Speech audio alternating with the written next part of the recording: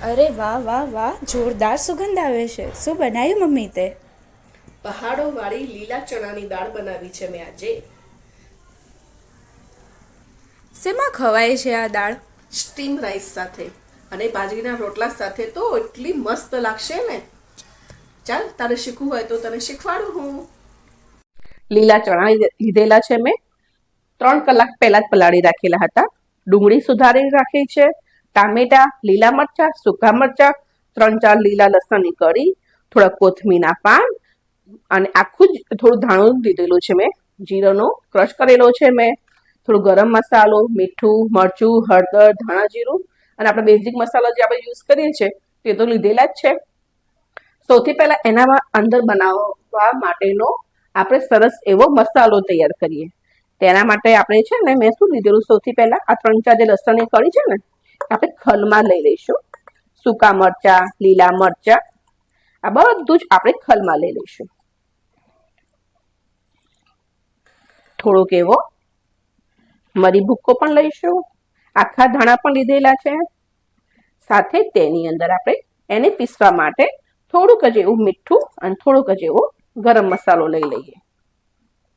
થોડાક એવા કોથમીરના પાન બી લઈ લઈશું અને હવે આપણે તેને વાટી લઈશું.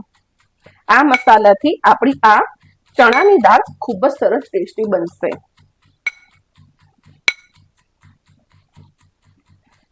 આ રીતે આપણે અધકચરું તેને વાટી લીધું છે. હવે આપણે તેની અંદર શું એડ કરીશું? આપણા જે બેઝિક મસાલા આપણે જે દાળમાં યુઝ કરતા હોઈએ છીએ ને તે આપણે એડ કરીશું. એટલે કે લાલ મરચું, થોડુંક એવું ધાણા જીરું અને થોડીક જ એવી હળદર પણ સરસ એવું મિક્સ કરી નાખીએ આપણે અંદર જ ખલની અંદર જ. અને સાથે સાથે કઢાઈમાં પણ આપણે તેલ ગરમ કરવા મૂકી દઈશું. જો સરસ એવો મસાલો આપણો રેડી થઈ ગયો છે આપણી દાળ માટે. આપણે તેલ ગરમ થઈ ગયું છે. આપણે હવે તેને જીરાથી વઘાર કરીએ. વાસણ લીધું છે, તેલ ગરમ કરવા મેં મૂક્યું હતું. જીરું એડ કરી દો. જીરું તતડી ગયું છે. હિંગ એડ કરી દઈએ. જે ડુંગળી સુધારીને રાખી હતી તે એડ કરી દઈશું.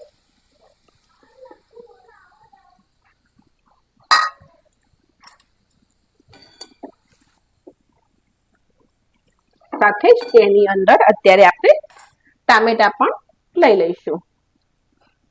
આ બધી જ વસ્તુઓ મેં ઝીણી ઝીણી બારીક કટ કરી નાખેલી છે. તમે મિક્સરમાં પણ ક્રશ કરી શકો છો. ડુંગળી અને ટામેટા તેલની અંદર સંતળાય ત્યાં સુધીમાં જે લીલા ચણા 3-4 કલાક પહેલા આપણે જે પલાળીને રાખેલા છે તેને આપણે મિક્સર જારમાં પીસી લઈએ. મિક્સર જાર લીધેલો છે. લીલા ચણા એડ કરી દઈએ. મેં લીલા ચણાને અલગથી બાફ્યા નથી, તેવા જ રાખ્યા છે. પીસાય તેટલું જ અંદર થોડુંક આપણે તેની અંદર પાણી એડ કરીશું અને તેની એવી એક સ્મૂથ પેસ્ટ તૈયાર કરી લઈશું. આ રીતની સ્મૂથ પેસ્ટ આપણી તૈયાર થઈ ગઈ છે. જ્યારે મસાલો રેડી કરે તો તે આપણે એડ કરી દઈશું બધું જ.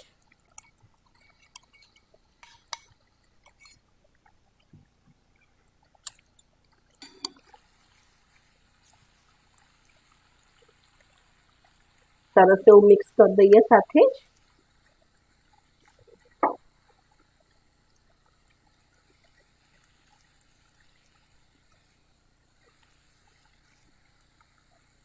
સરસ એવો મસાલો આપણી ગ્રેવીની અંદર ભળી ગયો છે.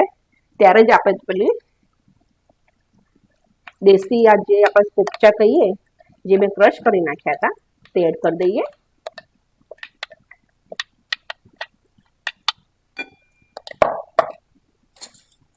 સરસ એવું મિક્સ કરી નાખીએ પહેલા આપણે.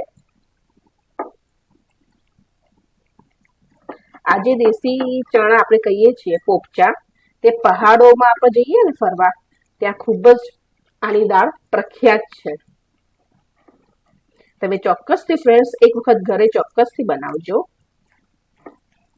સરસ એવું મિક્સ થઈ ગયું છે.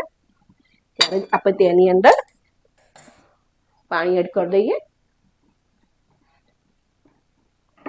મેં મિક્સર જારમાં જ 1 ગ્લાસ ભરીને પાણી એડ કરી નાખ્યું હતું, એટલે મિક્સરની અંદર પણ કોઈ કસ રહી ગયો હોય તે પણ આવી જાય. સરસ એવું સરસ આપણે ઉકળવા દઈશું.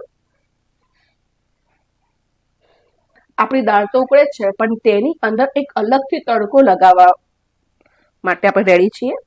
તો તેલ અને ઘી બંને ગરમ કર્યું છે. 2 કળી લસણ એડ કરી દઉં હું. લસણ ગરમ થાય ત્યાં સુધી આપણે 1 ચમચી જેવું કાશ્મીરી મરચું એડ કરીશું.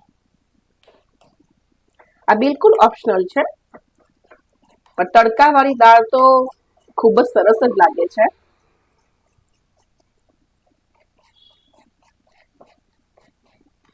ગેસની ફ્લેમ બંધ કરી દઈએ અને આપણે દાળની અંદર આ વઘાર એડ કરી દઈશું. આપણી દાળ સરસ એવી ઉકળીને રેડી થઈ ગઈ છે. સર્વિંગ પ્લેટમાં લઈ લઈશું. હવે છેલ્લે તેની અંદર આપણે આ કોથમીરના પાન એડ કરી દઈશું. Thank you for watching.